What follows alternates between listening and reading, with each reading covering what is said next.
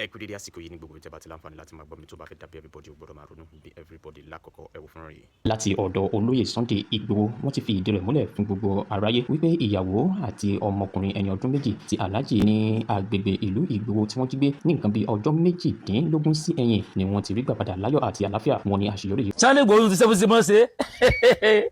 ọmọ ọkọ lògùn ọmọ àlè èmi la ò ní yọ̀ sí èmi la ò.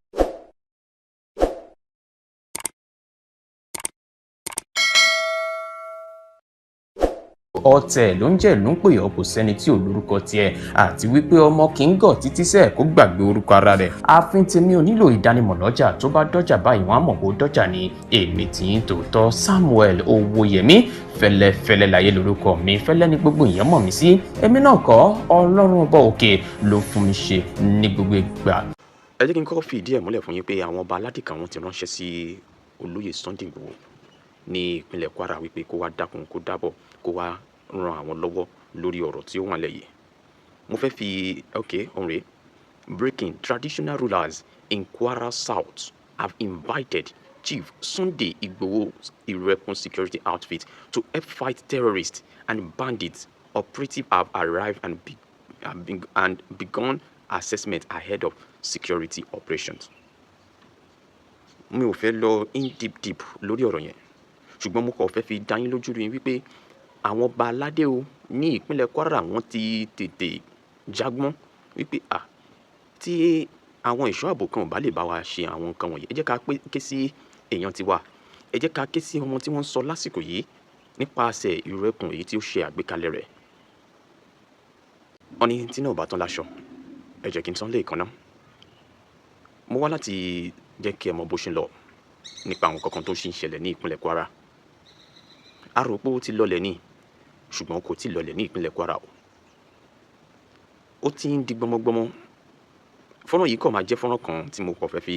tún rán ìjọba ìpínlẹ̀ Kwara àti ìjọba orílẹ̀-èdè Nàìjíríà létí wípé ó ṣì ń ṣẹlẹ̀ ní ìpínlẹ̀ Kwara o. ẹ má fi àwọn ará bí yìí sílẹ̀. láìpẹ́ ni mo rí ìròyìn kan láti ìpínlẹ̀ Kwara tí wọ́n sọ pé àwọn Fúlàní bandit wọ́n tún invade Kwara community, injure 2 residents in failed attempt to kidnap traditional rulers. ní ìpínlẹ̀ Kwara tẹ́ ò bá gbàgbé jẹ́ kí n rán yín létí wípé àwọn èèyàn kan ṣì wà ní ìgbèkùn àwọn ajínigbé tí wọ́n jí gbé tí wọ́n ti rí wọn gbà padà láyọ̀ àti àlàáfíà. àwọn arábí yìí ṣe ìwọ́de wọ́n pariwo títí kò sẹ́ni tó gbọ́ igbe wọn. ìjọba ní àwọn ń gbé ìgbésẹ̀ àwọn ń ṣe ṣùgbọ́n a ò rí nǹkan kan láti ọ̀dọ̀ ìjọba. Another failed attempt láti jí ọba aládé gbé ní ìpínlẹ̀ Kwara òun rèé tó fi di wípé Ọlọ́run ò jẹ́ kí wọ́n ṣe àṣeyọrí. gbọmọgbọmọ ìkọlù àwọn arábí yìí ó ti ń pọ̀ jù ní ìpínlẹ̀ Kwara. Like I said earlier wípé fúnrán mi yìí ó tún jẹ́ kí ohun tí ó wà ńlẹ̀ ó lè fẹ̀jú kẹ̀kẹ́ sí ni kí wọ́n lè mọ̀ wípé ìkan ṣì ń lọ ní ìpínlẹ̀ Kwara. olóyè Sunday Igboho tí Ọlọ́run dẹ̀ ṣe àgbékalẹ̀ Ìrẹ́kùn fún náà ó ń gbìyànjú gbogbo agbára rẹ̀ láti rí i pé Ìrẹ́kùn yìí ó fìdí múlẹ̀ dáadáa. lórí ọ̀rọ̀ tó wà ńlẹ̀ yìí náà ni èmi á kí àwọn ọba aládé yìí torí wọ́n lo ọgbọ́n láti tètè wá ọ̀rọ̀ kan fi ṣàdá láti ránṣẹ́ sí ẹni tí àwọn rò wípé ó lè bá wọn rìnrìn àjò yìí ló lè bá wọn ṣe láti gbógun ti àwọn agbésùmọ̀mí yìí. olóyè Sunday Igboho mọ̀dẹ̀ wípé àwọn náà ti ṣetán láti ràn wọ́n lọ́wọ́ ní ìpínlẹ̀ Kwara. ó wá kù sọ́wọ́ wọn bóyá wọn á lọ àbí wọn ò ní lọ ṣùgbọ́n wọ́n lè fi àwọn Ìrẹ́kùn wọ́n lè fi wọn ránṣẹ́ sí ìpínlẹ̀ Kwara gẹ́gẹ́ bí àwọn ọba yìí ti ṣe ń pè fún pé dákun dábọ̀ ẹ wá tún gbà wá lọ́wọ́ àwọn arábí yìí tí wọ́n fẹ́ sọ ìlú wa di ahoro. ìjọba ìpínlẹ̀ Kwara ó ti ń agbọ̀nràn kábọ̀ afẹ́fẹ́ ló ń gbé lọ ní ìmọ̀kan tí wọ́n fi ṣorí ní ìpínlẹ̀ Kwara tó fi di pé wọ́n fẹ́ sọ ìlú náà. ó dà nígbà kan mo wá pé àwọn baládé kan bíi 30 something wọ́n ti fi àárín ìlú sílẹ̀ wọ́n ti fi ìlú wọn sílẹ̀ wọ́n ti jápa wọ́n ti lọ síbi tí ààbò ti dájú lórí ọ̀rọ̀ insecurity ìjínigbé àti ìkọlù àwọn agbésùmọ̀mí náà ni. ìjọ òla tó fẹ́ ṣe léyìí dà àwa rí ẹnìkan tó léwájú láti ṣe àgbékalẹ̀ Ìrẹ́kùn àwọn èèyàn kan tó yẹ kí wọ́n jọba fi ọwọ́ sowọ́pọ̀ wọ́n á wà níbì kan wọ́n tún wá ń bu ẹnu àtẹ́lù Yorùbá ẹ jẹ́ ká lo ọpọlọ wa. lórí ọ̀rọ̀ yìí mi ò ní fẹ́ pẹ́ lórí ẹ̀ rárá ẹ jẹ́ ká tún darapọ̀ mọ́ èèyàn kan tó bá mi pẹ̀kẹ́lù ọ̀rọ̀ tó wà nílẹ̀ yìí lórí ọ̀rọ̀ ètò ààbò ni. olóyè Sunday Igboho ń ṣe tiẹ̀ kí ni ipa tí àwọn tó kù náà ń kó ṣé wọ́n fẹ́ máa tẹ̀síwájú láti máa bu ẹnu àtẹ́lù ẹni yìí ní ṣe ìjà lára lẹ́sìn fẹ́ tẹ̀síwájú lẹ́fẹ́ jókòó tì màá lo ọ̀rọ̀ Saheed Òṣùpá yìí jòkó síbẹ̀ máa ṣèranù kọjọ́ lọ tán títí tí wọn yóò fi kọlù wá tán ẹ jẹ́ ká lọ darapọ̀ máwọn ẹni yìí. Láti ọ̀dọ̀ olóyè Sunday Igboho wọ́n ti fi ìdí rẹ̀ múlẹ̀ fún gbogbo aráyé wípé ìyàwó àti ọmọkùnrin ẹni ọdún méjì ti Alhaji ní agbègbè ìlú Ìgbòho tí wọ́n jí gbé ní nǹkan bíi ọjọ́ méjìdínlógún sí ẹ̀yìn ni wọ́n ti rí gbà padà láyọ̀ àti àlàáfíà. Wọ́n ní àṣeyọrí yìí wáyé ní agbègbè Mapua ní ìpínlẹ̀ Niger látàrí iṣẹ́ takuntakun àti ìgbìyànjú ikọ̀ ẹ̀ṣọ́ ààbò ìlú ẹkùn ti olóyè Sunday Igboho àti ìfọwọ́sowọ́pọ̀ pẹ̀lú àwọn ẹ̀ṣọ́ aláàbò mìíràn. A dúpẹ́ lọ́wọ́ Ọlọ́run fún àṣeyọrí yìí gẹ́gẹ́ bí àwọn aráabí yìí ṣe ti wá dúpẹ́ lọ́wọ́ olóyè Sunday Igboho fún ìgbìyànjú rẹ̀ láti rí àwọn ènìyàn yìí gbà padà láyọ̀ àti àlàáfíà. Olóyè Sunday Igboho ni ó ti wá fi ìdí rẹ̀ múlẹ̀ wípé òun sì fi ara jìn fún ààbò ẹ̀mí àti dúkìá àwọn ará ìlú tó sì fi dá àwọn ará òkè ògùn lójú wípé gbogbo ìgbìyànjú tó bá ìlànà òfin mu ni wọn yóò máa tẹ̀síwájú pẹ̀lú rẹ̀ láti rí pé àlàáfíà jọba bẹ́ẹ̀ ètò ààbò ó múnádóko káàkiri àwọn agbègbè tí ọ̀rọ̀ náà kàn. ẹgbẹ́ wọn kílà ìgbé wọn. ẹ pẹ̀lẹ́.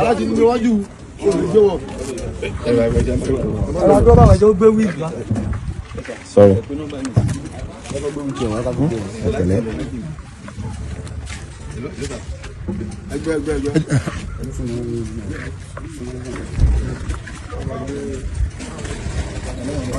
Pẹ̀lú ọmọ 2 years yìí, ọmọ 2 years.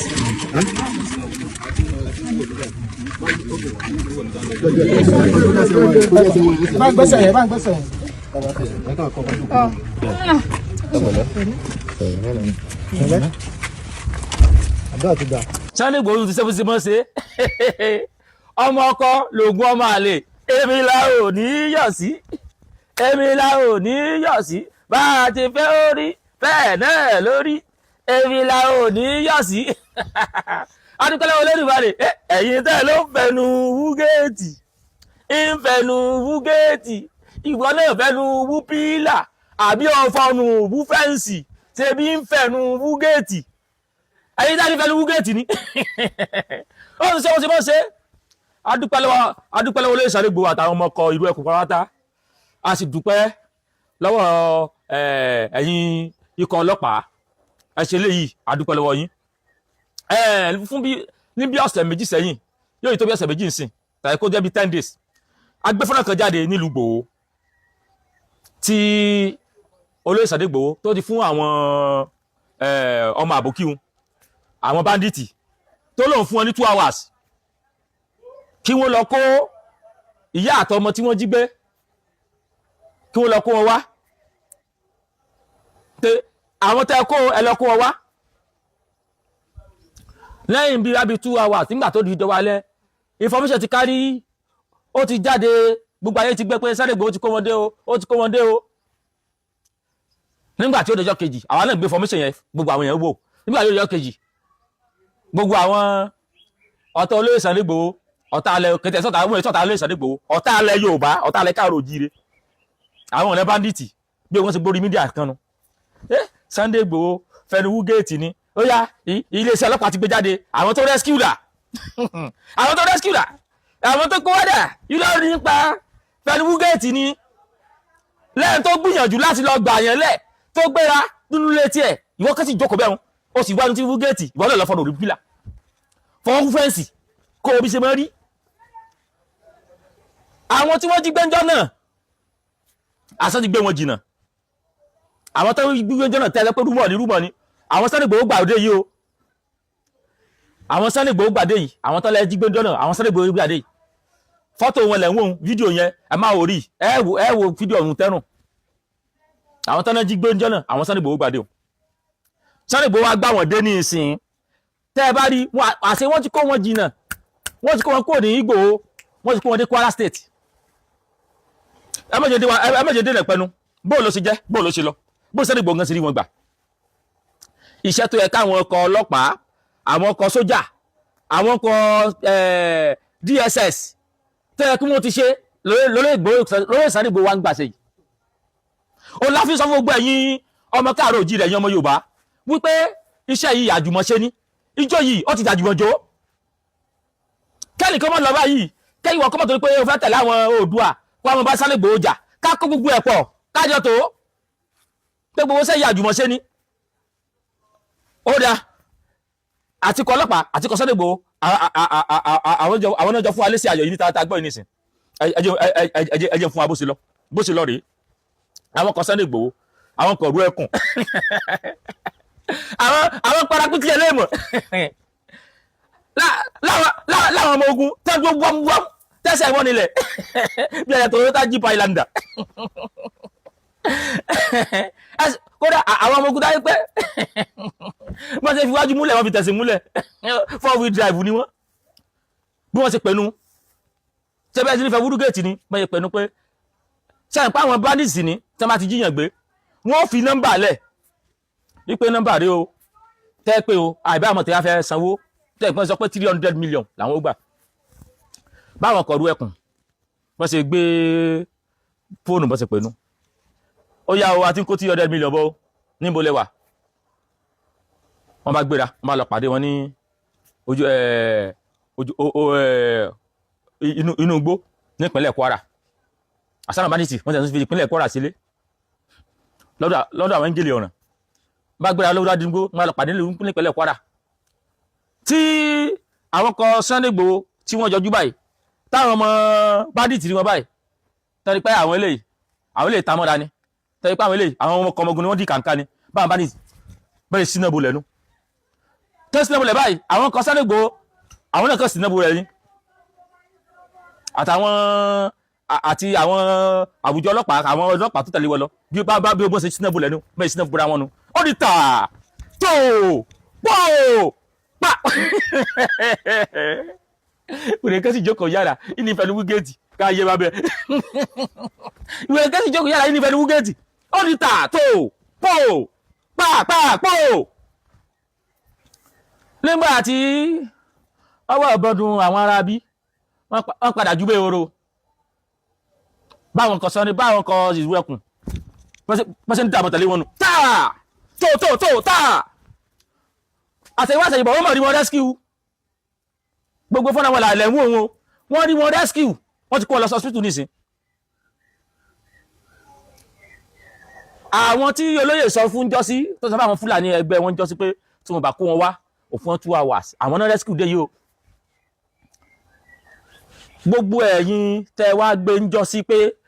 olóyè Sunday Igboho fẹnu wúgẹ́ẹ̀tì ni wípé irọ́ ni wípé kò rescue nǹkan kan wípé kàn create content ni tẹ́ẹ̀bà tún wá gbélé ìpé Sunday Igboho ti rescue wọn ajẹ́pọ̀ ta alẹ́ Yorùbá nìyẹn ajẹ́pẹ́ tọ́ ilẹ̀ káàró òjìire nìyẹn tó àwọn tiẹ̀ ti pọ̀ jù bóyá kẹ̀sìn ni wọ́n ń ṣe ní o bóyá ẹ̀sìn mọ́ bóyá èyí lè torí pé èèyàn ṣẹ̀sìn téèyàn wá rò pé téèyàn mi bá lè kú kó kú kí sáà sì ṣẹ̀sìn ni kò yé mi a sọ̀rọ̀ pé olóyè Sunday Igboho kó gba àwọn èèyàn lẹ̀ wọ́n ń ká àwọn èèyàn wa wọ́n jí wọn kó ń gàngán wọ́n jí wọn kó ní Ògbómọ̀ṣọ́ wọ́n jí wọn kó ní Kwara wọ́n jí wọn kó ní Èkìtì wọ́n jí wọn kó ní Oǹdó káàkiri ọ̀wọ́n bẹ́ẹ̀ wọ́n jíyàn kó àwọn kọ̀ọ̀kan wá dìde àwọn àlọ́mú forí lakú wọ́n fẹ̀mí ara wọn lẹ̀ láti dáàbò bò ẹ̀yin ẹ̀yẹlẹ́nu rúnrún yìí tẹ́ máa ti wá gbé orin kan jáde nípa wọn ìwọ kó wà jáde content creator ó fẹ́ ní wúgẹ́ẹ̀tì ìwọ náà lọ create nǹkan nu gbó Fúlàní ìwọ náà wà nǹkan create ìwọ náà lè create nǹkan náà káwọn bó ṣe máa create ẹ̀ bí ṣe máa rí ẹ ti wá fẹ́ sọ nǹkan tó jẹ́ nǹkan security tó yẹ kó dáàbò gbogbo wa ẹ ti wá fẹ́ sọ di kẹ́mọ́ fi create content tí wọ́n sọ kan nípa àṣeyọrí àwọn olóyè Sunday Igboho nìsín kìí sáré sí olóyè Sunday Igboho nìkan àṣeyọrí olóyè Sunday Igboho àṣeyọrí tíìmù ru ẹkùn àṣeyọrí àwùjọ ọlọ́pàá àṣeyọrí gbogbo àwọn ọmọ Yorùbá tó dáwà ní ń jí gbé wọn ò lè jíyàwó àtọmọ Sunday Igboho gbé ìwọ tó wá ń so tó wá ń gbé orí búkì mídíà yẹn ìwọ wọn jíjàwó ẹgbẹ́ lọ́la jámù ìyàwó àtọmọ Sunday Igboho wà wọn ò lè jí gbé bọ́ ìwọ tó wá sí mídíà tó wá ní fẹnu wúgẹ́ẹ̀tì yẹn wọn lè jíyàwó àtọmọ ẹgbẹ́ lọ́la ikọ̀ ọdún ẹkùn amọ̀dúpẹ́ amẹ́lẹ́ ìlóore o olóyè Sunday Igboho ẹkùn ọkọ̀ Fúlàní ẹkùn ọkọ̀ bandits ọmọ ọkọ̀ lògùn ọmọ àlè ojú òní tìyìn. òun ni àṣìdúró lé lórí yẹn ní pé bí aláṣẹ ní aráàlú bí kan ṣe ń lé kókókókókó níbo ló ti wá níbo lógún ti wá níbo ni ọ̀tẹ̀ ti bẹ̀rẹ̀ lórí ọ̀rọ̀ ìran ọmọ Yorùbá ṣé ogun ṣẹ̀bẹ̀rẹ̀ sí ní jà wá ni àbó ti pẹ́ tógun ti jà wá táwa fúnra wa tá a fúnra sí kí wá lọ́nà àbáyọ níbo la bá dé ìbò la dé dúró ìbò gan là ń lọ ohun tí Ọmọlúkà tó yẹ tí mo fi jáde ní gbogbo ìgbà tí mo ṣe ń ké tọ́tán tí mò ń fọn òun náà nìyẹn kó sí kan méjì ju pé ká wá bá yín ká sòtítọ́ ká sọ ọ̀rọ̀ síbi tó bá yẹ kọ́rọ̀ wá láì fi àkókò mi ṣòfò ẹ jẹ́ ká tán lọ àgbà mi ètò Ọmọlúkà ni mo ń jẹ́ o mo kúròkúrò lóhùn sá ọmọ tí wọ́n kékeré lọ́tọ̀ ọmọ ojúlógún kájúbà kàkéjà ọmọ agbóyọ́bọ̀tà ọmọ bùkà àbálẹ̀ òṣọ́kọ̀ èkìtì ṣọ́kọ̀ àkókò ọmọ aṣàkókò ìbò ẹkúlẹ̀ gbogbo ẹ̀yin olóríire ẹ̀yin olólùfẹ́ wa pátápátá ẹ jẹ́ lọ sínú kòkòdùn kí n má fàsìkò mi ṣòfò ẹni àtẹnìkan lájọ ń jíròrò lẹ́ni àjọ fi ọ̀rọ̀ ń jómi tó wọ̀rọ̀ wọ́n sọ̀rọ̀ lọ sí ibi tí ìṣẹ̀lẹ̀ tó ṣẹlẹ̀ ní July 1st 2021 ẹni ẹ wá sọ̀rọ̀ níbi tó ní ó ní Buhari ó ní kò kékeré ó ní nǹkan tí Buhari sọ lọ́jọ́ yẹn ní pé kán lọ pa Sunday Igboho sọnù ó ní ọ̀dà tí Buhari kìfù ní pé ẹ lọ pa sọnù but mo ti sọ̀rọ̀ yìí fún yín lọ́pọ̀lọpọ̀ ìgbà Buhari ó gbórúkọ sórí bíi ti ẹyẹ àparò ni kì í ṣe Buhari ló ṣiṣẹ́ gbà yẹn torí gbogbo àsìkò tí ìṣẹ̀lẹ̀ yẹn ṣẹlẹ̀ Buhari gan ò mọ ara ẹ̀ Buhari ò gbádùn gbogbo ilé mọ̀ pé kò sí tó jẹ́ Buhari bọ́n mo sọ kankan fún yín àwọn tó lépa ẹ̀mí Sunday Igboho nígbà yẹn wọ́n sì wà láyé wọn ò wú o tẹ́ ẹ bá rò pé Buhari ló ní ká lọ pa Sunday Igboho ẹ̀ tán ayé jẹ o Buhari náà náà máa bílẹ̀mù lámọ̀ dálé lórí ṣùgbọ́n àwọn kan wà tó jẹ́ pé àwọn náà ń ṣèjọba nígbà tí Buhari wà lórí ìtẹ́ àwọn gangan ni wọ́n ń jẹ́ Buhari àwọn ni wọ́n ń pa àṣẹ máa dárúkọ wọn fún yín sí ṣé àwọn tí mò ń sọ yìí àwọn yẹn ní agbẹnusọ àwọn ní die hard àwọn ní power wà lọ́wọ́ wọn tó dẹ̀ jẹ́ pé Fúlàní pínpínlẹ̀ ní gbogbo wọn àwọn ni wọ́n dẹ̀ di Nàìjíríà mú àwọn gangan ló ń jẹ́ Nàìjíríà wọ́n wà láyé wọn ò tí ì kú wọn ò dẹ̀ dẹ̀yìn o wọn ò tí ì dẹ̀yìn they are still on it jẹ́ kí n fún ẹ láwọn tí mò ń sọ fún ẹ number 1 nínú wọn òun ni Mọ́mọ́ Daura tí ò kí ẹ bèrè pé kí ni position everybody knows kò sẹ́ni tó lè sọ pé ipò báyìí ní ipò Daura nínú ìjọba Buhari wọ́n ní Mr. President best friend kì í sọ òun ní chief of staff kì í sọ òun ní chief protocol kì í kò ń ṣe special adviser but power tó lò nínú ìjọba Buhari ó ní agbára kọjá àfẹnusọ abẹ́gbàgbé ní pé òun àti ìyàwó president tó ń jà nínú ilé tọ́jọ́ kí sí àdúrà wọn nínú ilé kí ó tó di pé president kẹrù ẹ̀ kúrò ní yasọ̀rọ̀ kó tó gbọ́dọ̀ Dubai lọ kó tó lọ mọ́ ẹgbẹ́ ní Dubai abẹ́ ti gbàgbé ní àwọn ìgbàgbé irú ẹ̀ a kì í gbàgbé irú ẹ̀ Mọ́mọ́ Daura gbogbo àwọn tó jọ ṣe ìpàdé lórí ọ̀rọ̀ Sunday Igboho nígbà yẹn tó fi ní kán lọ pa Sunday Igboho sínú ilé ní July 1st tí àwọn mo ti sọ fún yín lọ́pọ̀lọpọ̀ ìgbà ó yẹ kémi Ọmọlúkà kí n wà nínú ilé náà lọ́jọ́ náà lọ́hùn bóyá ẹ̀ bá mọ̀ rí mi mọ́ ẹ̀ bá ti mọ̀ ṣe òdi gbẹ́rẹ́ fọ́nká mi náà bọ̀tọ̀ Ọlọ́run mọ ìdí tó ṣe sọ pé rárá iṣẹ́ tí mo gbé ní ẹ lọ́wọ́ kò tí ò tí ì bá débi kankan ìjàngbara ìrìn àjò ọmọ Yorùbá tí mo ní kó lọ jà ó tí ì bá débi kankan lọ́dọ̀ ṣe fi iṣẹ́ yẹn lé mi lọ́wọ́ èmi ò bẹ̀rù ikú kan o mi ò bẹ̀rù ikú máa bọ́ ọdún ìkàmọ́ ikú náà ní ọkù náà ni so mo dẹ̀ gbàgbọ́ gbogbo àdé mo máa ń sọ tí kú bá dé náà nìyẹn tó bá ti ní kan lẹ̀ tó ti parí náà ní àdáṣe rẹ̀ èèyàn kì í kú lẹ́ẹ̀mejì ẹni bá ti kú tó ní ìyẹn mo fẹ́ tún pa tó yìnbọn o kàn wéṣì búlẹ̀tì ẹni ó sọ pé yẹsì torí bó ti kú mo fẹ́ tún sún ó bá dáná sí owó ti bẹ̀tú ẹ̀ bó ojú sómi owó ìṣẹ́ náà tiẹ̀ ọmọ ẹni kò méjì mọ́ ó ti kú ti lọ and that's the end so èmi ò àti pẹ́sì ẹ̀rù ikú kan ò bà mí o ìbẹ̀rù ikú ṣùgbọ́n mo ń sọ ilé ìkẹ́bà lè mọ̀ pé ọ̀tá tó ń lé wa kò tẹ̀yìn lẹ́yìn wa orin Kírísítẹ́nì ni ó ní Sátánì kò sí mi Kírísítẹ́nì ló ń sí mi Fúlàní kò sí mi ọmọ Yorùbá ló ń sí mi ọmọ Yorùbá ò ẹ ti àmúre Fúlàní kò tí ì sí mi. àwọn tí wọ́n lépa ẹ̀mí olóyè Sunday Igboho lọ́jọ́ kìíní àná wọ́n wà mí tí wọ́n wà wọn ò tí ì sí mi wọ́n sì wà lẹ́nu ẹ̀ mo ti sọ àwọn nǹkan tó ń ṣẹlẹ̀ fún yín lọ́pọ̀lọpọ̀ ìgbà Fúlàní ti ní road map wọn ti ní vision and mission báwọn ṣe fẹ́ gba ilẹ̀ Yorùbá wọ́n ti ya mọ́pù yẹn sílẹ̀ láti 1976 náà ti bẹ̀rẹ̀ sí ní implement yẹn ṣùgbọ́n tó jẹ́ pé tó bá ti kù díẹ̀ tó gbé ọwọ́ báyìí ajábọ̀ mọ́ wọn lọ́wọ́ tó bá kù fẹ́rẹ́fẹ́ kí wọ́n gbé atújábọ̀ mọ́ wọn lọ́wọ́ wọn ṣe tó fi dórí Babangida lẹ́yìn tí wọ́n parí ìpàdé tí wọ́n ṣe lọ́dún yẹn lọ́hùn tí mo sì ṣe Fridays máa mú correct date yẹn wá fún yín lẹ́yìn ìpàdé bí ìpàdé yẹn ti sọ pé ilẹ̀ Yorùbá iṣẹ́ àwọn ọmọ gbà tó bá gbà làwọn máa fún àwọn Fúlàní leaders wọ́n ṣe pàdé ibẹ̀ náà ti kọ́kọ́ the first suggestion of grace nínú meeting yẹn lọ́jọ́ náà lọ́hùn ni wípé the Nigerian capital must be removed from Yorùbá land first tá a bá fẹ́ gba ilẹ̀ Yorùbá àkọ́kọ́ gbọ́dọ̀ gbé Nigeria capital àkọ́kọ́ gbọ́dọ̀ gbé kúrò ní Nàìjíríà ká gbé lọ padà sọ́dọ̀ wa náà tí àwọn Yorùbá akànrò gbé Yorùbá gbọ́n ni Yorùbá ọ̀pọ̀lọpọ̀ ń wà lágọ̀ọ́ kí ni ṣe pé wọ́n gọ̀ ìjẹkújẹ torí owó torí ipò kò jẹ́ ọ̀pọ̀lọpọ̀ ọmọ Yorùbá rí kò jẹ́ ká gbọ́n tó tọ́ wọ́n pe ìpàdé 1972 náà ti plan ìgbà òkè 72 yẹn náà ti kọ́kọ́ ní intention pé wọ́n máa dáhùn sí capital tuntun òun tí ì ṣe orí ẹ̀dá wà títí tí wọ́n fi lẹ́kọ̀ọ́ wọn lọ nígbà tó lẹ́kọ̀ọ́ wọn lọ Muritala wọlé Muritala ló wá make declaration yẹn ní 1976 tó wá declare new federal capital territory tó ń pè l'Abuja lẹ́ni àwọn ọmọ Yorùbá wà níbi tó ti ṣiṣẹ́ wọn níbi tó ti ń convince wọn ọ̀pọ̀lọpọ̀ wọn gbowó lára àwọn ọmọ Yorùbá ìgbà yẹn tó ń bá ẹnìyẹn ṣiṣẹ́ wọn gbowó wọn lè agree pẹ̀lú ẹ̀ ìpè gbé capital kúrò lẹ́kọ̀ọ́ gbé lọ sí náà wọ́n wá sọ fún àwa ìgbé center ní ibi tó ń gbé sí ibi tí wọ́n gbé ibẹ̀ sí kì í ṣe center o nọ́ọ̀tì ní o ẹgbà bẹ́ẹ̀ nọ́ọ̀tì ní nọ́ọ̀tì ń jẹ́ wọ́n gbé kíní yẹn lọ wọ́n bẹ̀rẹ̀ sí ní ṣiṣẹ́ yẹn wọ́n ṣiṣẹ́ yẹn láti 1976 yẹn náà ti bẹ̀rẹ̀ sí ní pé owó pé kán bẹ̀rẹ̀ sí ní build ibẹ̀ wọ́n kọ́kọ́ bẹ̀rẹ̀ as a matter of fact gẹ́gẹ́ bí ìtàn tá a gbọ́ ẹni tó jẹ́ major town planner tó jẹ́ àwọn survey àwọn big engineers tó ṣiṣẹ́ l'Abuja because gbogbo ibẹ̀ yẹn gbọ́ ní is the only city in the whole world capital city tí wọ́n build from scratch wọ́n rà mú owó yẹn but Muritala wà á yẹ ṣiṣẹ́ gbogbo yìí lẹ́mọ̀ pé kò gbẹ́ tó fi yẹn mú tu ẹ̀ nígbà tó ń dẹ̀ pa wọ́n bọ́ Ọbásanjọ́ wọlé Ọbásanjọ́ òfin kankan ṣe torí pé kí ni ó try àti satisfy àwọn Fúlàní yẹn náà ó gbé wọn ṣe ó bá tó lè filẹ̀ ó filẹ̀ but wọn ò focus lórí ibẹ̀ yẹn rẹpẹtẹ tó fi di pé Ṣàgàrí wọlé òun ló pọ́ǹpù tiẹ̀ bọ̀ bó ṣe ń pọ́ǹpù tó ń kó yẹn kò tí àwọn pípín lọ́rùn àlọ́ tẹ́ bá rí kí Fúlàní kan ti tó gba ìjọba lọ́wọ́ Fúlàní èyí tó jẹ́ kẹ́gbà lọ́wọ́ ẹ̀ ní pé ìtòkè tó ń ṣe kò jẹ́ wọn lọ́rùn tó àwọn Fúlàní ní round table bí wọ́n ti ń dòkó orí ẹni round mat not table ní àfi sultan ibẹ̀ lábẹ́ igi ibẹ̀ náà ti ń parí ìpàdé wọn wọ́n ti ń conclude pé this is what we want this is what we want this is what we want tí wọ́n dẹ̀ máa conclude lé lórí. Buhari wọlé ìyẹn náà bẹ̀rẹ̀ sí ní pọ́ǹpù owó bọ̀ tí wọ́n bá náà ló ṣe ìgbà tí Babangida wá take over gangan ìyẹn ló wá òun ló gba gbogbo sóògẹ́ torí ìgbà yẹn owó wọlé there is surplus lówó nígbà yẹn tí owó tí Nàìjíríà rí nígbà yẹn surplus ni gbogbo píríọ̀dù yẹn Babangida abandon Lagos State ó pa Lagos State ó pàtì ó focus lórí Abuja wọ́n ná owó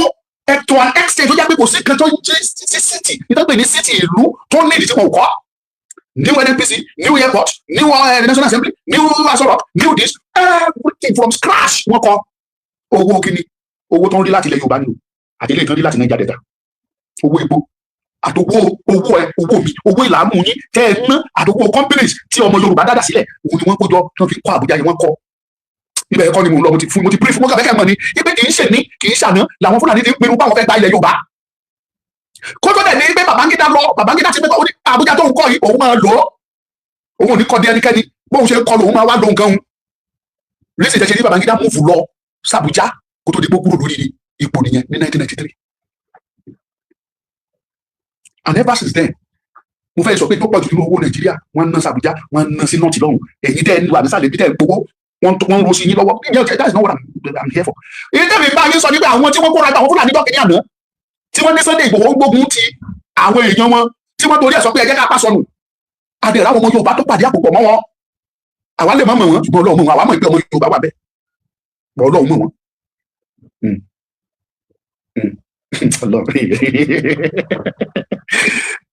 God. Okay. So mo ti dárúkọ Daura fún yín lára àwọn tí wọ́n wà ní ìjọba tó jẹ́ pé àwọn ló di Nàìjíríà àwọn gangan ní Nàìjíríà tó máa sọ pé àwọn wo ní Nàìjíríà ẹ jẹ́ kí n sọ wọ́n fún yín bóyá ẹ mọ̀ the president agbára tí president ní dání nínú àwọn tó control Nàìjíríà àwọn bá ti tí ní o but àwọn tó ní Nàìjíríà gangan jẹ́ káwọn fún yín o. Number 1, National Security Adviser. 1, Chief of Army Staff. 2, Chief of Defence. 3, Chief of Police, Inspector General of Police. 4, Director General of DSS. 5, National Assembly Speaker. Senate President. Only 6, Custom, DG Custom. Only 7, EFCC. Only 8. Ṣé àwọn mẹ́jọ yẹn tẹ́ bá ti rí wọn mú àti ẹni tó bá ti ṣe ṣáàmù ní Port Authority Nigerian Port Authority ṣé àwọn tí mo dárúkọ fún yín yẹn àwọn gẹ́gẹ́ ni wọ́n pàṣẹ Nàìjíríà àwọn aláṣẹ Nàìjíríà nìyẹn. Ṣé wá ní gbogbo àwọn mẹ́sàn-án tí mo fún yín lórúkọ wọn yẹn gbogbo wọn pátápátá ọmọ Fúlàní ni wọ́n bí ìdárúkọ Attorney General sí Attorney General of the Federation àwọn tó ní Nàìjíríà ní láti àwọn mẹ́wàá gbogbo àwọn tí mo dárúkọ fún yín yẹn nígbà tí Buhari wà níjọba gbogbo wọn pátápátá ọmọ Fúlàní ni gbogbo wọn pátápátá. Àwọn yẹn ni wọ́n kóra àwọn ọjọ́ tó ṣèpàdé tí wọ́n sọ wípé this boy call Sunday Igboho they want to kill our people. Wetin we go do now? Wetin we go do? Chambo gidi ma gara puru. Abẹ́ sì ní sọ èdè. Ibẹ̀ náà ti make up mind wọn pé àwọn onílé wọlé Yorùbá ṣiṣẹ́ yẹn láìsí àwọn ọmọ Yorùbá. Wọ́n kà ló wọ́n ṣe. Àwọn ọmọ Yorùbá kan ti mú bí Sunday Igboho ń gbé ìgbésẹ̀ kó make move. Táwa àwa náà ní àlè sọ̀rọ̀ ni. Ṣùgbọ́n Ọlọ́run mọ̀ yín, ó ti máa tú àṣírí nígbà òbá pẹ́ tó bá yá. Níbi fẹ́ sọ nìyẹn. Ọlọ́run ti máa tú àṣírí ẹ̀mọ́ ti yá ẹ̀. Àbọ̀dé tẹ́ gbà sílẹ̀ Sunday Igboho ẹ̀yìn máa jẹ ìyá ẹ̀. Now, wọ́n gbé ìgbésẹ̀ yẹn wọ́n wá lé Sunday Igboho wọ́n ṣe Ọlọ́run wọ́n ṣe lè tán lè ṣe Ọlọ́run fún wọn lẹ́mìí Sunday Igboho fẹ̀mí ẹ̀dín wọn lọ́wọ́. Ẹ wọ́n ṣe sọ fún mi pé àwọn tí wọ́n ń sọ wípé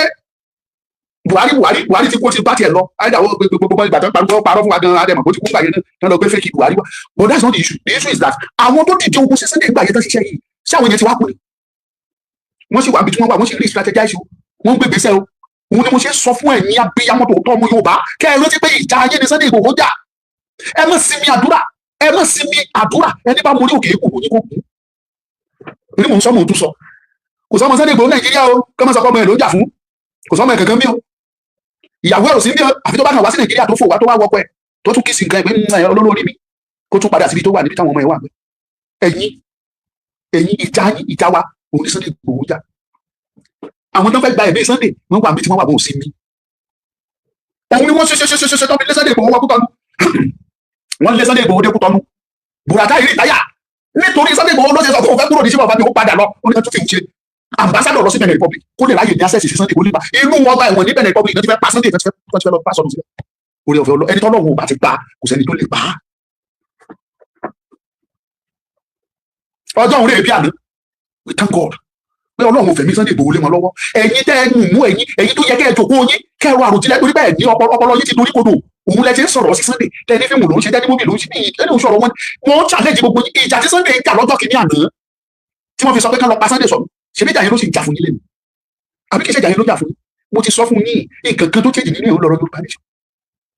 Sunday dẹ̀ kó mọ́ra ńgbà yẹn ni ó ẹ̀ ń pa àwọn èèyàn mi ẹ̀ jẹ́ kán lè ṣoko ẹ̀ jẹ́ kán lè rìn bó ṣe fẹ́ àti pé gan-an kí ló burú tí Yorùbá bá dá dúró ó tán bó ṣe pé ńgbà yẹn nìyẹn ṣùgbọ́n báyìí ó tún wá gbé pé kí Yorùbá dá dúró ìrora ra gbé sínú kúlà kó lè máa gbóná fẹlifẹli kò sọnù ó gbé sí kúlà pé kó máa gbóná fẹlifẹli ṣùgbọ́n eléyìí tó kù pé ẹ má pa àwọn èèyàn mi ẹ jẹ́ káráyè lọ sóko ẹ jẹ́ káráyè rìn bó bá ṣe fẹ́ lẹ́tẹ̀ẹ̀ta ní Sunday ṣe ìṣe ìyẹn ló mú tó fi wà mú gbó lọ́wọ́lọ́wọ́ báyìí tó ń ṣiṣẹ́ yín lọ tó ń ṣiṣẹ́ mi ẹ̀yin lẹ́yìn kọ́ńpilẹ̀ pé fídíò kò yẹ kó ṣe òun lẹ̀ ṣe rí fídíò láti ọjọ́ tó mọ̀ àlàyé wà ní ugbó tó ń ja ìjà lọ tó ń ṣiṣẹ́ yín lọ tó ń ṣiṣẹ́ wa lọ ní ugbó ẹ̀yin lẹ́yìn kọ́ńpilẹ̀ fídíò àṣehàn ìkéde kan ó dẹ̀ sí kẹ́ ẹ mọ́ bínú kò ní sí fídíò bó ti ṣẹ́ nu lọ ẹ̀yin dẹ́rù bá ìfọkàn yìí balẹ̀ kò séwu èmi gbólóyè sọ̀rọ̀ frequently tí ò dẹ̀ sí kankan mo fi dá yín lójú bí ọ̀ṣẹ́ ni ẹ̀yin abiyamọ tòótọ́ tẹ́ ẹ mọ̀ nípa àdúrà ẹ mọ̀ gbà ó nílò àdúrà yín gidi gan torí pé kí ni ọ̀tá ń bẹ nílé olóde títí ní bá a ṣe sọ̀rọ̀ yìí àwọn ọ̀tá ilé òde yẹn wọn ò sinmi lórí ọ̀rọ̀ olóyè Sunday Igboho ọ̀tá ilé gan dẹ̀ tún pẹ̀lú ọ̀tá ń bẹ nílé olóde wọ́n ṣe pàdé olórí wa wọ́n gbàdúrà kí irú wa lè jábọ́ wọ́n lè wí pé ṣé àwọn ò sọ wọn ò sinmi lórí ọ̀rọ̀ olóyè Sunday ọmọdé yẹn àwọn tá a sọ gbogbo wọn wà láyé o àwọn tá a lè rí tá a mọ̀ nígbà yẹn nìyẹn àwọn kan wà tí ògbójú síta ló lè yẹ pé ara wọn ní agbára dẹ̀ wà lọ́wọ́ wọn nítorí pé kíni wọ́n ní Sunday dìde ogun sáwọn ọmọ wọn àwọn òró mú wọn láròjinlẹ̀ pé ọ̀nà wọn làwọn fi ń dé táwọn fi ń dìde ogun sáwa wọ́n pọ̀ ẹ̀kan rí tí sọ́kẹ́ ìṣókòtò tó ṣe bẹ́ẹ̀ ni pé kò sọ̀rọ̀ òun láláṣẹ òun ló ń fàṣẹ ẹ̀ tán bá ti sọ wọ́n bá dẹ̀ ṣe ń pinnu ẹ̀ Ọlọ́run á jẹ́ kó máa parẹ́ mọ́ wọn nínú ní pẹ́pẹ́ yẹn bá tẹ́gùn yìí máa parẹ́ ni wọ́n bá ṣe ń pinnu ẹ̀ yóò máa parẹ́ ni ìmọ̀ wọn ò ní jọ ìgbà ìṣiṣẹ́ mẹ́tẹ̀ẹ̀nà ìmọ̀ wọn ò ní jọ lórí mi lórí ọmọ olóyè ọmọdé yẹn mọ Igboho sà ìmọ̀ wọn ò ní jọ kí tó wá máa lọ Yorùbá ẹ lísìn sí iṣẹ́ ẹgbọ́n tó ṣẹlẹ̀ ní South Africa ẹgbọ́n news tuntun tó jáde mo ń wo protest tí wọ́n ṣe sẹ́mọ̀ báwọn South Africa ti fún Nigerians ní 30 which is yesterday ìjẹta wọ́n láwọn fún gbogbo ọmọ Nàìjíríà pátápátá ó ní bá ṣe pé kálí wọn sọ pé Nàìjíríà ní migrant wàhálà àwọn ènìyàn náà dẹ̀ wọ́n kọ́kọ́ fún tíì bọ̀ wọ́n sọ wípé àwọn fún ọjọ́ 30 nígbà tó wá di àná wọ́n wá ṣe protest massive protest àtọ́bìnrin wọn àtọkùnrin wọn wọ́n ya bọ àárín ìlú ni tí wọ́n ṣe protest yẹn tó ní agbára kí ni wọ́n sọ wọ́n ní Nàìjíríà wó pé pé àwa ń sá kúrò ní Nàìjíríà àwa ń sá wá sí South Africa that Nigeria is unlivable for Nigerians. I don't blame them. Ìyẹn gangan ni mo torí ẹ̀ wá mo fẹ́ kẹ́ ẹ jẹ́ ká kẹ́kọ̀ọ́ sẹ́ẹ̀ lára ní South Africa ṣe. Ẹ̀yin ọmọ Yorùbá ni mo ń bá wí o. Ohun tá a bá fi lẹ̀ òun lè wúrẹ́ gbé. Ẹ jẹ́ ká lẹ́ẹ̀n. Mi sọ yí pé ìwà tí South Africa wù yẹn mi sọ yí pé ó dáa tó dára wéè sórí àwọn tí ẹ fi lè ṣe tiwọn tó jẹ́ pé wọ́n á gbé ìgbésẹ̀ láti lè regulate ẹni tí ó bá wà documented kan dábàdà tàbí sẹ́mọ̀ gbogbo ìgbésẹ̀ yẹn láti ṣe kò sí ní tó burú nù ẹ̀ bọ̀ síbẹ̀ ẹ jẹ́ ká wò wọ́n bí wọ́n bẹ́ẹ̀ mójútó nǹkan wọn ò fẹ́ kí nǹkan wọn bàjẹ́ lójú wọn ni. Tílẹ̀ Yorùbá bá dáa ẹnu kò ní sábà ń dákọ̀ Nàìjíríà tí Nàìjíríà bá dáa tílẹ̀ Yorùbá bá dáa kí lẹ́yìn fẹ́ lọ ṣe ní South Africa. Tẹ́lẹ̀ rí àwọn ọmọ Benin Republic láti Benin Republic anywhere in Benin àwọn ló máa ń wá sí Nàìjíríà pé tí wọ́n wá sọmọ ọ̀dọ̀ àwọn ọmọ Benin wọ́n wá sí Nàìjíríà wọ́n fẹ́ wá sọmọ ọ̀dọ̀ tọ́dún bá ti parí wà sanwó iṣẹ́ wọn ó lè dáwọn òbí wọn ni wà san fún bóyá o ti promise wọn pé tọ́dún bá parí lọ́sọ̀rọ̀sù wà máa fún wọn ní 5,000 at the end of the year á bọ́ sí bí 40,000 naira 40,000 naira yẹn tó bá send ẹ̀ sí Benin Republic gbà yẹn millions rẹ inú àwọn òbí mọ́mọ́dún ní pé ọmọ owó wà níwá fún wa millions of sefa ni àwọn náà ń wá bí ṣùgbọ́n lẹ́ni yìí nítorí pé owó wọn ti dá owó tiwa àwọn ọmọ tiwa ti wá lọ sí Benin Republic wọn lọ sí ọmọ ọ̀dọ̀ mbẹ mo fojú mi láwọn ọmọ Nàìjíríà bí tí wọ́n lọ bẹ̀ tán lọ sí ọmọ ọ̀dọ̀ nítorí pé kí ni owó wọn ó ti dá owó wa nílọ́pọ̀ bí méjì nígbà tí mo lọ bẹ̀ láti mo kó 200,000 naira 200,000 naira mo kó dání mo fún wọn ní bọ́dà wọn kó 166,000 naira wọn kò lè mi lọ́wọ́. You can see what I'm talking about. Kí ló fà á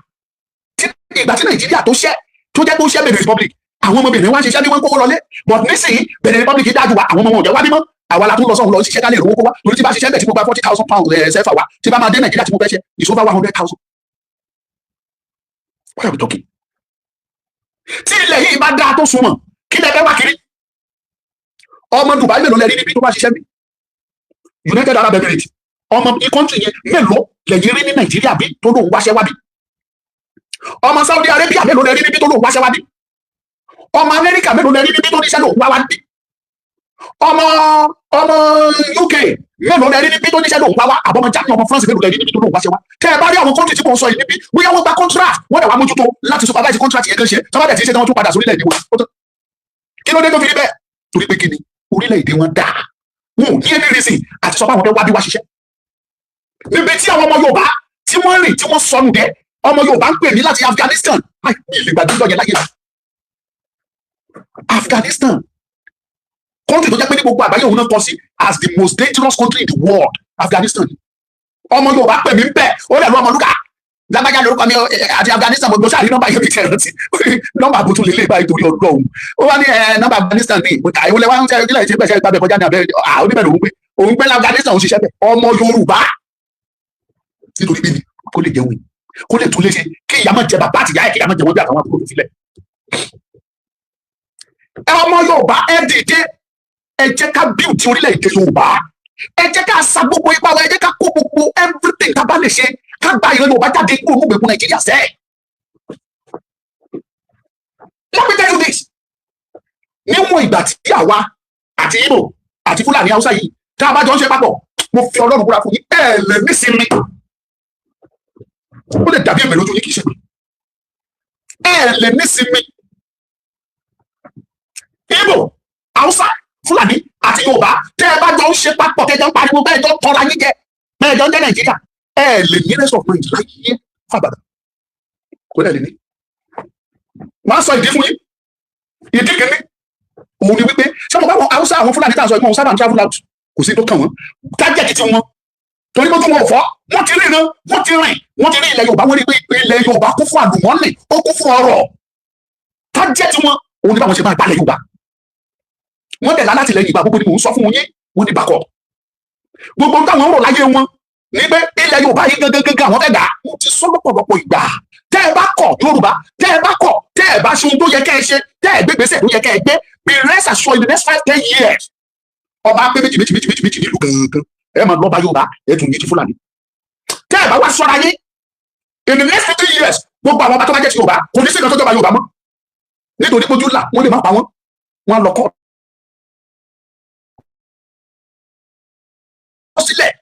ẹ kọ̀rọ̀ mi sílẹ̀.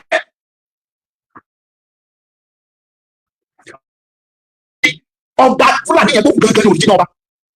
torí pé kí ni agbára wà lọ́wọ́ wọn lò fún yín. It is getting to that level now. Wọ́n ti ní ọba Fúlàní wọ́n ní sẹ́ríkì wọn ọ̀rẹ́ ni very soon wọ́n change kúrò ní sẹ́ríkì wọn a máa change ẹ̀sìn ẹ̀mí ẹlẹ́tọ́ tó wà lẹ́kọ̀ọ́ tó lóun sẹ́ríkì Fúlàní lẹ́kọ̀ọ́ sí wọn ló ti change type ẹ̀mí of Lagos lóun jẹ́ báyìí. Palace ẹ̀ wọ́n ròyìn bó ṣe tóbi ju palace ọba Èkó lọ. Very soon tọ́mọ wọn bá di president bóyá ó ti wà lọ́ọ́ agbára tó wà lọ jẹ́ sójà lọ́ọ́ tẹ́kọ̀ọ́ Fúlàní ẹ̀mí of Lagos yá nìkẹ́ àṣọ bá tẹ́kọ̀ọ́ wọn wá lọ court tó rẹ̀ ní lẹ́jà kò sí agbára lọ́wọ́ yín kò sí agbára lọ́wọ́ yín at the end of the day nígbà ìbá dé court ní tí president bá ti sọ pé òun fẹ́ òun ló máa bá fẹ́ nígbà tádájọ́ tó fẹ́ kán pa òun kì í tẹ́ sọ̀rọ̀ pé kán yọ sọnù nìkan ọ̀tọ̀ nìkan yọ sọnù kan má bá ẹ kò fẹ́ kán pa òun ìtàn bá fẹ́ ló máa bá wọn fẹ́ fúnra ọmọ Yorùbá látúnṣe ẹjọ́ pé òun ti yọ ọba Yorùbá yà ló ti yọ sọnù adé upload adé confam ọba Fúlàní yà sọba Èkó ló bá tán alẹ́ kó wá ní general place kò sẹ́ńtì ò lè jọba Àkúrẹ́ general place kò sẹ́ńtì ò lè jọba Ìbàdàn general place kò sẹ́ńtì ò lè jọba ló bá parí kò tó ní. Yorùbá mò ń sọ ẹ kọ̀rọ̀ mi sílẹ̀ ó lè dàbí ìsọkúsọ lójú nípa write it down mi ò lè ever blame South Africa láyé ẹgbẹ́ ń ṣe fún àwọn èèyàn wa inú mi ọdún tó ń mú láwọn èèyàn síbẹ̀ ẹgbẹ́ mi náà lọ South Africa wọn mo rí báwọn ọmọ Yorùbá tó wà bẹ́ẹ̀ bó ṣe wẹ́kọ̀mù mi tí mi dùn wọ́n wà bẹ́ẹ̀ tó ń rí jẹ tó ń rí ṣẹ́ṣe tó kàn wọ́n balẹ̀ ló fi lè wẹ́kọ̀mù mi tó bá wà nínú ìlà ìlọ́mọ òdì níbi wẹ́kọ̀mù so therefore inú mi ò dùn pẹ̀lú gbogbo tó ń ṣe ṣùgbọ́n mi ò lè blame South Africa láyé torí pé kí ni wọ́n ò gọ̀ báwa Yorùbá ṣe gọ̀ Fúlàní ti gba gbogbo ilẹ̀ yìí tán mo mọ fídíò very dark man kan lẹ́nu ẹni wọ́n mú àwọn bọ́ìsì kan wọ́n mú wọn nínú igbó wọn ò rí ìbọn lọ́wọ́ wọn àwọn bọ́ìsì Sunday kí ni mo kàn wò títí mo ní this boy is stupid and I mean it very dark man you are stupid you are daft very dark man in the first place kí làwọn people yẹn ṣe nínú igbó this current with the current security situation what are they doing inside the bush mass wọn mú nǹkan tó lọ nínú igbó sẹ́ẹ̀ àwọn Fúlàní ti fojú wọn rí hàn ibi ilẹ̀ Yorùbá yìí ilẹ̀ tó kún fún ọrọ̀ ni nínú gbogbo àwọn yẹn kì í ṣe pé ká jíyàn gbé lọ́bẹ̀ nìkan ni wọ́n torí ẹ̀ lọ gbogbo nínú gbogbo yẹn wọ́n ń ṣe oríṣiríṣi drugs tó ń ba ayé àwọn ọmọ wa jẹ́ wọ́n ṣe nínú gbogbo nínú gbogbo àwọn yẹn there are many mineral resources tó wà nínú gbogbo yẹn tẹ́yìn ò tí ì discover tàbí tíjọba gan ò tí ì discover táwọn ti rí tán ti discover tẹ́lẹ̀ wà wọ́n wá gold wọ́n wá lithium ǹjẹ́ kí n mọ value dápẹ́ ní lithium uranium àwọn world standard tó jẹ́ pé kò sórílẹ̀-èdè tó ní láyé tó tòṣì gbogbo ẹ̀ ló wà nínú àwọn igbó wa tẹ́lẹ̀ wọ̀nyẹn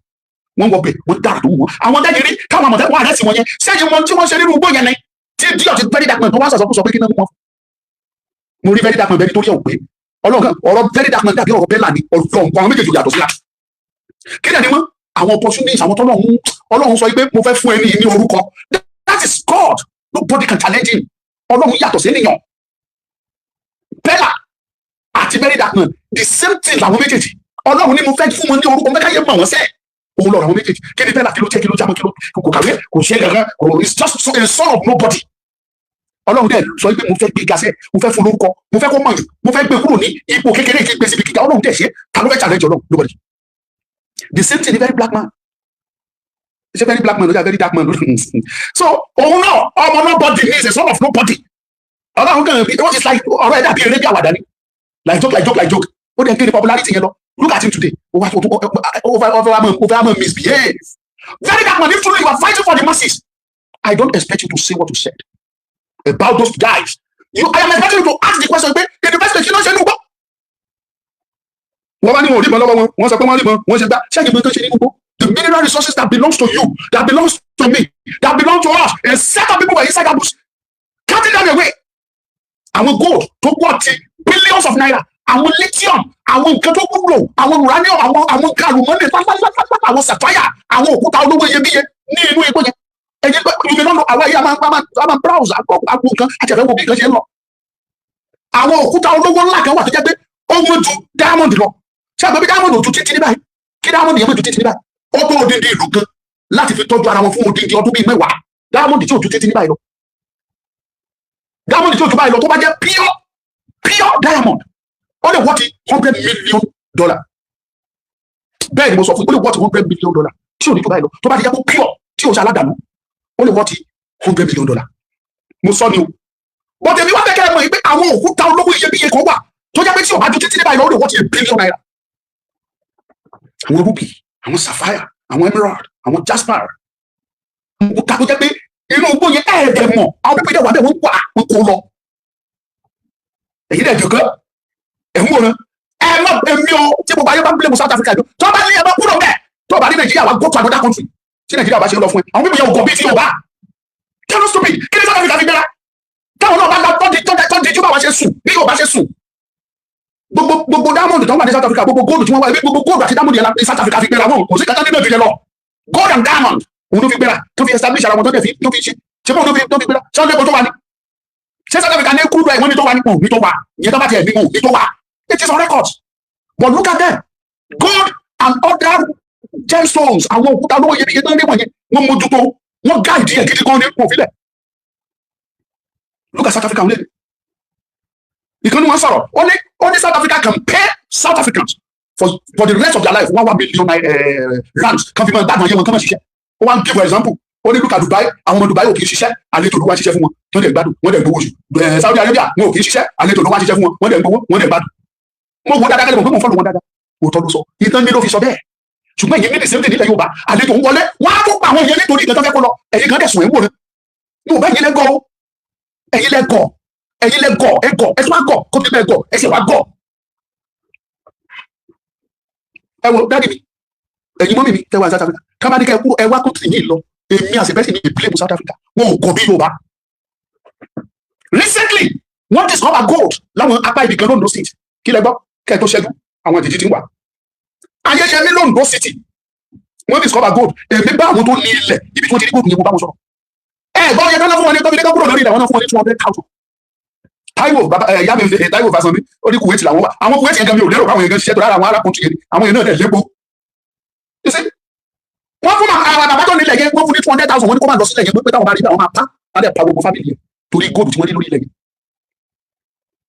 àwọn Fúlàní ò máa gọ àwọn tó sọ pé dandan àwọn gbọ́dọ̀ bá ilẹ̀ Yorùbá sẹ no matter what wọ́n mọ nǹkan ṣe olóyìnbó wọ inú gbòye lọ wọ́n drive mọ́tò for over 30 minutes driving over 30 minutes drives wọ́n fi wọ inú gbó wọ́n bá odindi ìlú níbẹ̀ kí làwọn tó wà níbẹ̀ kí ni iṣẹ́ wọn kí ni wọ́n ṣe 100% Fúlàní ẹ̀rí ọmọ Yorùbá bẹ́ẹ̀ Fúlàní lórí ilẹ̀ Yorùbá the question is this ẹ̀yin dẹ́yìn sọ yí pé kí ni kan ta ni ó fún wọn ní àṣẹ ilẹ̀ tí wọ́n wà yìí who gave them the authority láti stay sórí ilẹ̀ yẹn ẹ̀yin sẹ́kì ó ní South Africa rárá ó ṣe gbá South Africa ò gọ̀ ìtọ́lọ́run fún wọn náà dì mú ṣiṣi rárá mo padà sórí ọ̀rọ̀ bí kí Donald Trump níwọ̀n ìgbà tí Yorùbá Ìgbò àtàwùsá Fúlàní tẹ́ ẹ bá lẹ́yìn tí dandan ń jẹ ẹ lè ní síbi ọkàn fàtí mo gbá fún yín mo ti lọ lé ni mo ti sọ Yorùbá ẹ jí sẹ́rí ẹ̀yin tẹ́ bá mọ bó ṣe ẹ brow yàrá pé ní orí àwọn nǹkan tí àlùmọ́nì mo ń sọmọ tó sọ tá àti ẹ̀ tí ì discover ó wà àwọn òkúta kan wà tó ń pè ní California òkúta tó ń pè ní California possibility wà láì fún wa lẹ́yìn Yorùbá yìí ṣe bíbí tó rí dé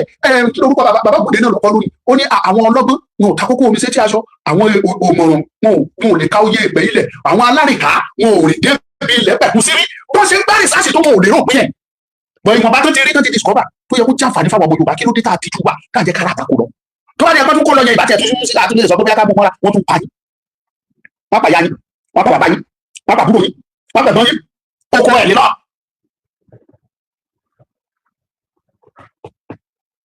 ẹ wo Yorùbá nínú igbó tẹ̀ wọ́n yẹn wọ́n ti ibi tí wọ́n rìn dé ni wọ́n ti rí àìmọye nǹkan àlùmọ́nì àwọn ọ̀rọ̀ tó jẹ́ kóṣùwà tí wọn ò tí ì discover tó jẹ́ pé àwọn Yorùbá ò lè ṣe ìbẹ̀wò lè jẹ́ ẹwà lúgbọ́ kẹlẹ́kẹ́ máa wà bọ̀dà àwọn Fúlàní wọ́n rìn àwọn Fúlàní wọ́n ti mọ̀ bó ṣe ń lọ kankan rìn títí kan pàdé òkúta tí ò ní ju títí níbi eléyìí kó wá lọ jẹ́ rúbì yẹn tàbí kó lọ jẹ́ sàfáyà tàbí kó jẹ́ àwọn gemstone olówó ńlá ẹ̀ torí Ọlọ́run wọ́n á dẹ̀ gbé lọ tàbí kó lọ jásí bí tó ti wá California yẹn wọ́n ní gíráàmù kan is $27 million ní 1 gram 1 gram ẹ wá ìmọ̀ nìkan wá jásí bí tó wà ní rẹpẹtẹ tó ti lè rí àìmọye tons ṣé ẹmọye tí tọ́nù kan jẹ́ that is 1,000 kilograms that is about 2.7 billion for God's sake on 1 ton alone káwá lọ jáwé òkúta yẹn ní gbogbo Yorùbá South Africa tó sọ pé ìyàwó lè jà àwọn ọmọ wọn títí lọ́jọ́ ikú wọn máa ń dán ṣe o wọn máa ń dán rí o wọn dẹ̀ mọ́ táwọn gbẹ́kẹ̀lé kí o tó sọ bẹ́ẹ̀ kí ni Dubai kí ni United Arab Emirates kí ni wọ́n ní kí ni wọ́n gbẹ́kẹ̀lé táwọn ọmọ wọn ò fi ṣiṣẹ́ Nigerians and Indians àwọn ló ṣiṣẹ́ fún wọn bẹ́ẹ̀ lọ́ fi jẹun Saudi Arabia àwọn àlejò ló ń ṣiṣẹ́ fún wọn tó fi jẹun àwọn ọmọ wọn dẹ̀ gbowó àwọn ọmọ wọn gbowó sápò every blessed month kóṣù tó parí wọn ti pọ́npọ́npọ́n nínú àlá tiwọn wọn àgbà ìyàwó àgbà ọmọ wọn àgbà láwà sí ọmọ wọn wọ́n gba ti bàbá gba ti ìyá gba ti ẹ̀gbọ́n kan ẹ̀wọ̀n lẹ́sẹ̀ máa ń rí wa abẹ́ ìrírí mọ́ nínú social media mi wọ́n lè ṣe odidi ewúrẹ́ wọ́n ṣe odidi màálù wọ́n ṣe odidi màálù wọ́n rò sí ẹ̀ wọ́n dọ̀bẹ̀ tí family wọ́n máa jẹ ayé àjẹrọ̀ kò sí nǹkan fẹ́ fowó yìí ìjọba kọ́ lẹ́sẹ̀ sílẹ̀ rẹpẹtẹ ìjọba dára tó wù wọ́n torí pé kí ni wọ́n ní nǹkan àlùmọ́ ní nǹkan ọ̀rọ̀ tí wọ́n ní they make use of it for their table. kí n tó máa lọ ọba Yorùbá tàbí ojú èkánkan nílẹ̀ Yorùbá tó mọ̀ nípa àwọn nǹkan tá à ń sọ wọ̀nyí ṣùgbọ́n tó ń pàdé àpòpọ̀ máwọn Fúlàní kẹ́ ẹ lè jọ wa góòlù tàbí ẹ fẹ́ wa nǹkan àlùmọ́nì ṣe àbákúkọ́ kọ́ wá pẹ̀yìn ilé amú jàmí ṣe àṣẹ. mo ní ọmọ Yorùbá ìṣọkùnrin ni ìṣobìnrin ni ìṣọmọdé ni ìṣàgbà ni ìṣọba ni ìṣèjòyè ó lè fẹ́ mọ bó ṣe jẹ́ tó bá ń tẹ̀dé àpòpọ̀ pẹ̀lú àwọn àjèjì tó ń kó ọ̀rọ̀ ìran ọmọ Yorùbá dẹ̀ ń kó lọ tí ó dẹ̀ jẹ́ pé ìgbésẹ̀ tó ń gbé yìí ṣe púpọ̀ ọmọ Yorùbá ilẹ̀ agbónámẹ́ ó ní nísìmí ẹbí ẹ ò ní nísìmí àwọn ọmọ tó bí ò ní kiri wọn bó ṣe máa rí nìyẹn fún ẹ àṣẹ wà láṣẹ Ifá láṣẹ igi láṣẹ Òrìṣà èmi náà gbọ́ ní omi ìjọba babaláwo ẹ má rò pé torí àwọn kan ti bá ọmọlúkà bọ́bọ́ yẹn ó ti rìn jìnnà mo rẹ́ni tó sọ ó ní wọ agbára ti pọ̀ jù bó ṣe sọ nìyẹn gbogbo ẹ̀dùn wà ní social media bẹ́ẹ̀ mo ti gbọ́ ọmọ mi kan ló ti máa ń sọ a ní láṣẹ Ifá láṣẹ igi láṣẹ Òrìṣà ẹ̀gbọ́n ẹnìkan ti sọ ó lẹ́nu pọ̀ ṣẹlẹ wọn ti sáyé bú mi ó lẹ́nu pọ̀ ìwọ tún sọ pé ẹnu pọ̀ ìwọ ṣe pírẹsì pírẹsì ó lẹ́nu pọ̀ ṣọ́ra ẹ má jẹ́ kí ìjọ ẹ̀ṣẹ̀ sí ẹ o ṣẹ́gun fún mi ní mọ́nìgàn ó sọ pé ẹnu pọ̀ ẹnu tó pọ̀ yẹn ó ṣe ní mọ́nìgàn sí èmi lẹ́nu yẹn kó o bá mi nílò yìí sí mi wàá mọ̀ pé mo ní wàá mọ̀ pé mo lájẹ sára wàá mọ̀ pé mi fúnra mi gan ọkùnrin ni mi ó yà yìí ní mọ́nìgàn yẹn sí mi bẹ́ẹ̀ kó o yà ó máa ṣe ní ti kò lè wọlé sẹ́yà ara mi máa kàn máa rí ni a máa fẹ́ lọ lójú screen mi ni yìí wò press jẹ́ kí n mú ẹ tó o bá yìí lẹ́ni wọ́n kọ́ wa mú òwe yes kí ti páàkì ìṣàwọ̀ kò ní tún bẹ́ẹ̀ lọ gbogbo ẹ̀yọ́ lórí ọmọ Yorùbá ṣùgbọ́n òtítọ́ ọ̀rọ̀ a máa dàbí ìsọkúsọ òtítọ́ ọ̀rọ̀ a máa gún ní bí ẹ̀dùn gbogbo ẹ̀tọ́ tó tọ́ sí sẹ́ni ìgbọ́n sọ̀rọ̀ ètò ń lọ nínú gbọ́ ó tó ń fa ẹkún fún ọmọ Yorùbá akọni ní Sunday Igboho tó bá ṣẹlẹ̀ omi ìyá ti kú sẹ́kún àti kúrò nínú gbòyàn torí tó rí ọmọ Yorùbá ẹ ti sùn ẹ ti gbogbo ohun tọ́lọ́run ṣe fún yín epo tẹ́lẹ̀ bẹ́ẹ̀ ní tó ń dùn mọ́ yín nínú epo mélòó ni wọ́n wà nílẹ̀ Yorùbá epo ń lọ rẹ́rẹ́rẹ́rẹ́ tí o ti sẹ́ni tó fọwọ́ kan bitumen ní lọ rẹpẹtẹ according to this àwọn tó ń ṣe finance wọ́n ní Nigeria has the largest deposit of bitumen in the whole of Africa second in the world wọ́n ní Canada nìkan ló ní bitumen jù wá lọ kí náà pè ní bitumen náà fi ń ṣe ọ̀dà tá a tán tẹ́ sójú títì tán tẹ́ lọ rẹ́rẹ́rẹ́ yẹn bitumen náà fi ṣe wọ́n dẹ̀ tó ń lò fáwọn nǹkan mìíràn we have the largest deposit and lithium and gold many things ṣùgbọ́n èwo ló wúlò fún wa nílẹ̀ Yorùbá náà èwo dárí lò àánú yìí ṣe mí praise sọrí pẹ́rọ́sì ló fún mi mo gbà mí bínú mọ́ but mind you ìbọn mo ní kò yín yín ìbọn yẹn wò kó bóyá máa dọ̀dọ̀ mi wọ́n ní kò ní kò yín tó bá tó bẹ́ẹ̀ yín mo ní.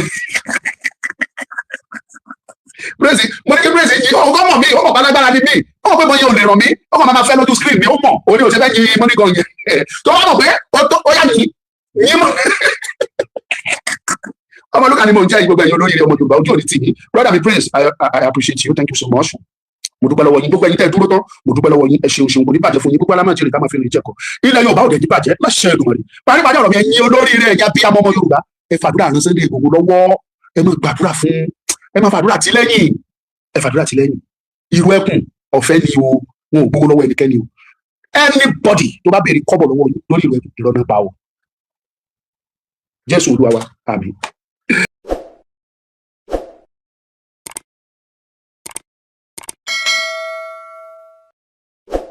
ọ̀tẹ̀ ló ń jẹ́ ló ń pè ọ́ kò sẹ́ni tí ò lórúkọ tiẹ̀ àti wípé ọmọ kì í gọ̀ títí sẹ́ẹ̀ kó gbàgbé orúkọ ara rẹ̀ ààfin tèmi ò nílò ìdánimọ̀ lọ́jà tó bá dọ́jà báyìí wọ́n á mọ̀ kó dọ́jà ní èmi tí ń tòótọ́ Samuel Owóyẹmí fẹ́lẹ́fẹ́lẹ́ láyé lórúkọ mi fẹ́lẹ́ ní gbogbo ìyẹn mọ̀ mí sí èmi náà kọ́ Ọlọ́run ọba òkè ló fún mi ṣe ní gbogbo ìgbà.